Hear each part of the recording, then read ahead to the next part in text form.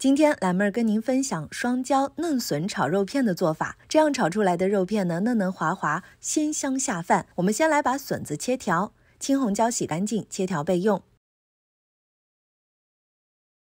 猪肉也洗干净，逆着纹路切成薄片儿。往肉片当中加2勺生抽，淋入1点料酒，加1点白糖，少许的白胡椒，再来1点食用小苏打抓匀。抓匀之后呢，就往肉片当中加半勺的淀粉拌匀，最后加油，用油来封住猪肉片里面的水分，这样猪肉吃起来是又嫩又滑。把猪肉放置腌制15分钟，热锅凉油，倒入腌制好的肉片炒制，炒到猪肉变色变熟就可以出锅了。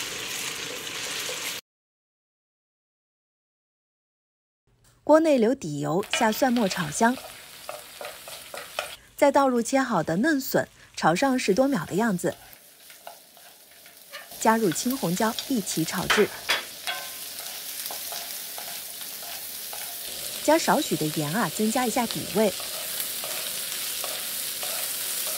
等到青红椒断生之后，就倒入事先盛出来的肉片一起炒一下。